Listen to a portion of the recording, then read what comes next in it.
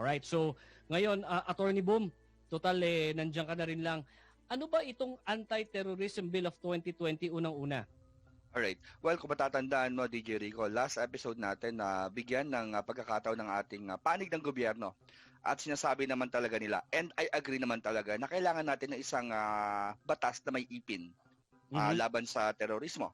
And prior to the controversial Anti-Terror Bill of 2020, meron na tayong existing na Human Security Act of 2007 na tinuligsa rin before dahil allegedly may mga opportunities na maabuso, pero just the same na ipasa siya bilang batas at hanggang ngayon siya pa rin yung existing nating batas patungkol sa laban sa terorismo.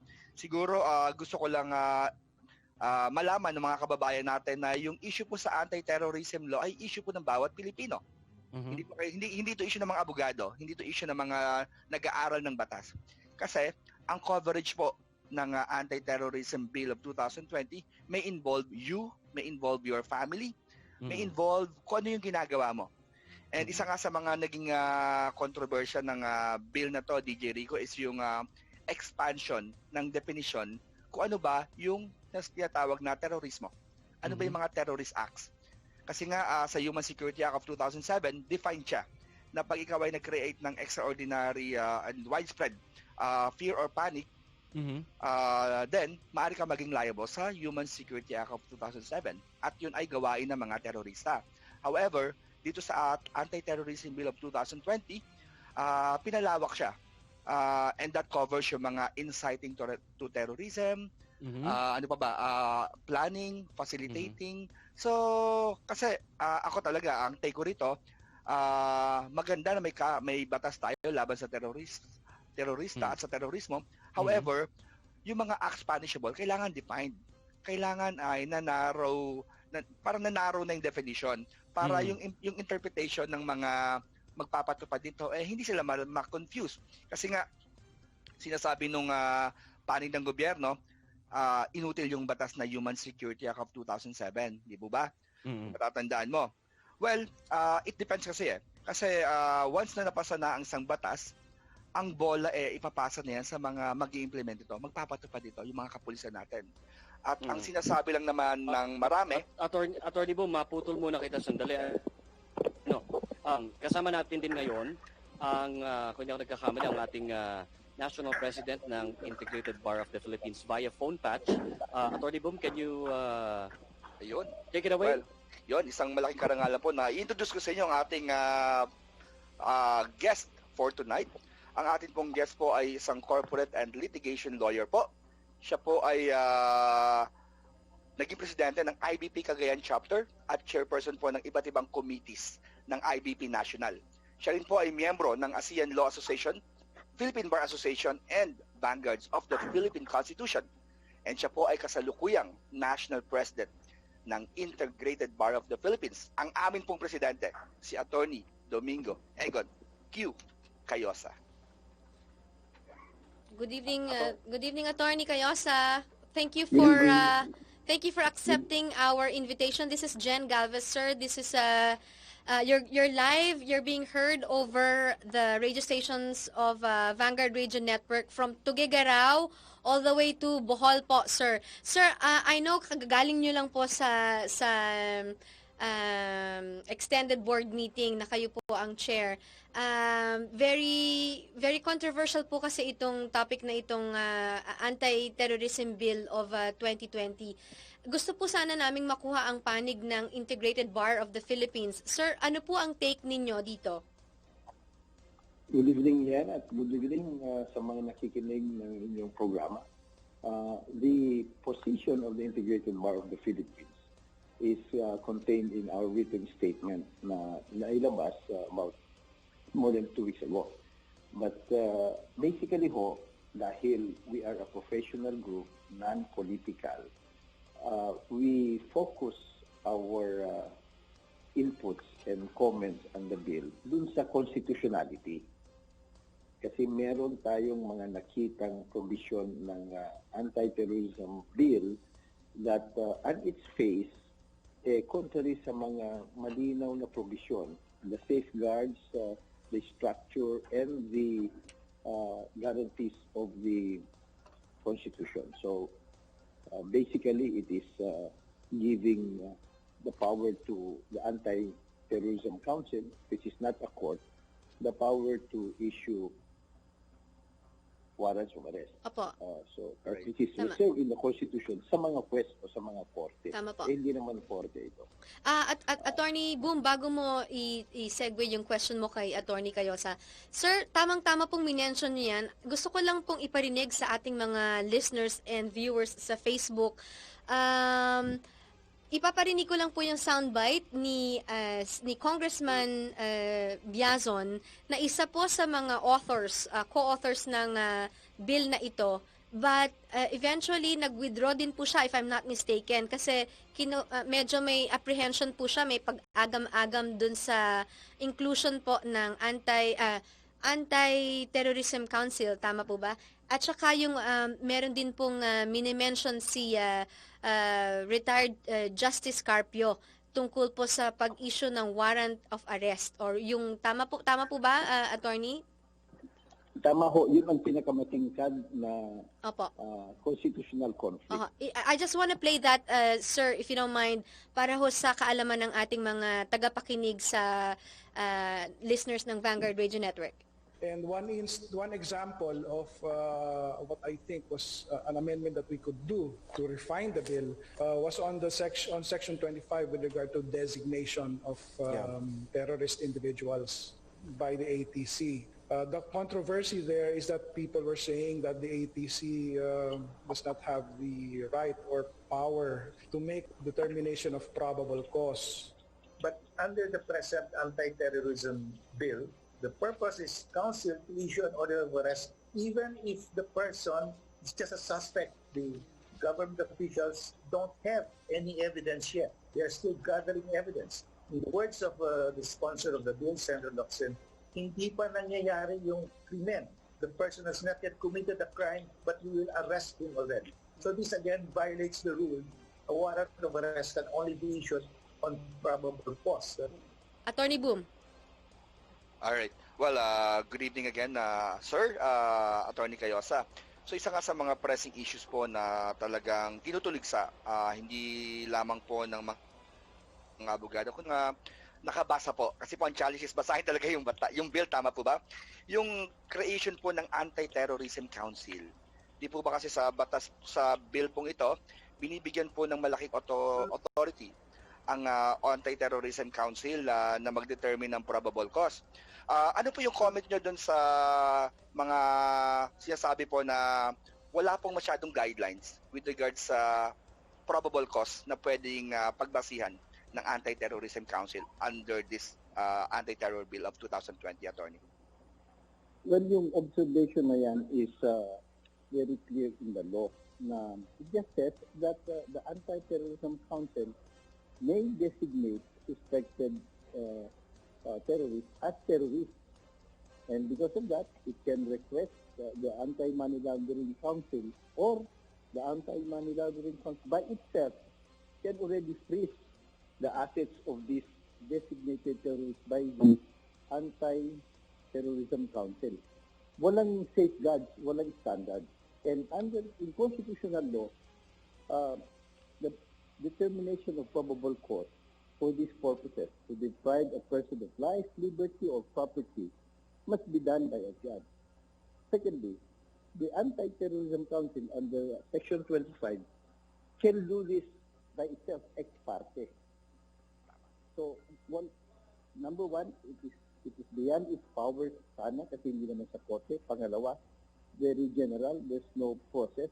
And third, the suspected terrorist is not given any chance in court to, in ATC, to present countervailing evidence or convince them that they're not really terrorists. So, parang unilateral act ito. And it comes from an agency that is part of the executive branch, the law enforcer. So, nawala na ho yung checks and balances. And we could understand why many of the principal authors and also very learned veteran legislators have shied away from the bill at yung iba, we withdraw ang kanilang support. Attorney Cayosa, meron pa ho bang pag-asa kung sakali pong mapirmahan na ho ng Pangulo, which I think he's leaning towards signing it as a law, to become a law. May pag-asa pa po ba itong ma-repeal? Well, meron ho naman because basic naman, Congress cannot pass laws that cannot be repealed. Most probably, the President will sign it into law because no less than the President has certified it as an urgent bill. But we are also encouraged because a few days ago, we received a letter from Malacanang requesting IBP or seeking the comments and recommendations of the IBP. And basically, it is really, we recognize the power and the mandate and the big responsibility of Congress and the executive to craft laws that will address terrorism. Wala tayong problema dyan, we agree. Yes. Our only concern, and that's what we're pointing out, is it should not violate our fundamental law, the Constitution. And that is why we are pointing this out so that hopefully these questionable provisions would be improved or revised. But if it turns into law, there are other options. One could be through a petition before the Supreme Court. When it is ripe for judicial determination, we can question the constitutionality of these provisions. Or Congress later on can see the light and amend it. And the Supreme Court, if it sees proper, may declare these particular provisions void and allow the rest of the law to be implemented or effective. So yun ho yung mga possibilities. This time we don't want to preempt. We are always respectful. But what is good is that every one of us, your radio stations, Kayo, ID plus and organizations, many other lawyers and mga jurists are bringing out these issues so that we can have a better anti-terrorism law, not one that is constitutionally infirm in many of its key provisions. Okay. Rico? Attorney Cayosa, magandang gabi po. Rico dyan po mula sa Baguio City. Ang tanong po ng karamihan is, ito po bang Anti-Terrorism Bill of 2020, meron po bang safeguard para sa isang Juan de la Cruz? Kasi ang nakikita po nila, pagka halimbawa miyembro po sila ng isang organisasyon and then nabansagan po yung kanilang pinaka-leader na terorista, halimbawa ng ATC, damay-damay ho ang buong organisasyon na ito at baka matag ho sila as terorista. Ano po ang pwede nating masabi sa isang Juan de la Cruz para po sa safeguard nitong Anti-Terrorism Bill of 2020 na ito? Well, naiintindihan ho natin yung agam-agam at pangamba ng ordinaryong mamamayan. Sapagkat kung babasahin natin ng malaliman yung batas, mukhang it can be guilt by association. Pag na-designate yung organisasyon na terrorist group at miyembro ka doon, suspect ka na. Maaaring eventually, pag kinasuhan ka, mapapawalang sala ka. Kaya lang ang problema, under Section 29, kulong ka muna ng 14 to 24 days without the executive branch, without your jailers bringing you to court and charging you in court. Para sana may pagkakatang kaagad na depensan at i-clear ang sarili mo. Ito ho, 14 to 24 days. Nasubukan nyo na ho ba nakulong? Yung isang araw sa kulungan, talagang masakit na yun at malala na ang epekto sa'yo. Yung 14 to 24. So medyo ho, naintindihan ang pangamba. Yung sana, malinaw yung batas, merong sinusunod yung constitutional safeguard para mapawi naman yung pangamba ng marami.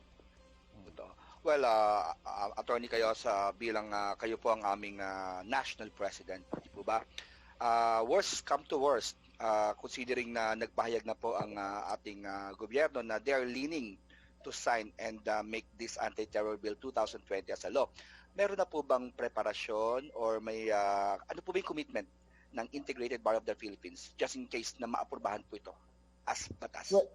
Well, unang-una, we are not giving up hope sa ating presidente because at sasagutin namin at bukas nga ipapadala na namin katatapos ng board meeting namin na pa-clear ko na yung exact wording of our letter and our position paper. So we appreciate the gesture of the executive to ask the comments of IBP.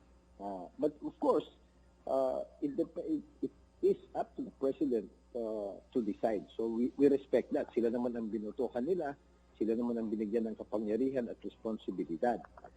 Kung sakasakaling pirmahan niya at maging batas ito, alam natin na maraming mga ibang mga grupo, mga abogado, academicians, yung mga cause-oriented groups and even institutions, including IBP, that is ready and willing to bring it to the next forum. Ano yon? Sa Supreme Court. Kasi kung malinaw naman na unconstitutional ito, maaari na kahit wala pang biktima, kahit hindi pa na-implement, in exceptional cases, the Supreme Court has agreed to take jurisdiction and declare some provisions unconstitutional because on its face, they are unconstitutional. So yung tinatawag natin on its face attack, maaari din na maging conservative ang Supreme Court at sabihin nila, maghintay muna tayo bago may maperkwisyo na actual case. Saka namin yan desisyonan. So these are the possibilities. But being IBP, we have to respect that. That's the process. Those are the options given to us by our Constitution. And we have to go through that process. Alright. Okay. Well, maraming salamat Atty. Cayosa sa mga na-share niyo po sa amin. Well, any message po sa mga kasamahan po nating abogado o sa mga kababayan natin patungkol po sa anti-terror bill po? Unang-una, nagpapasalamat tayo sa ating mga kapwa-abogado because of their active involvement and their courageous discussion about this bill. There's nothing personal. We are one with government and the whole Filipino nation that we must address terrorism. The point of IBP is that we should do it with laws that are safely within the confines and guarantees and limitations set by our fundamental law.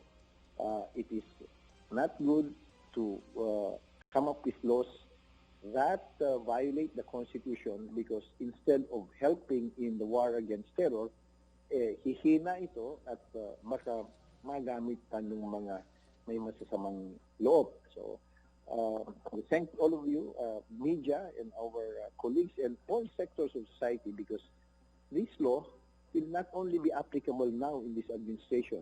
Once enacted, it can outlive even the lawmakers themselves. So it will not only affect us, but the future Filipinos.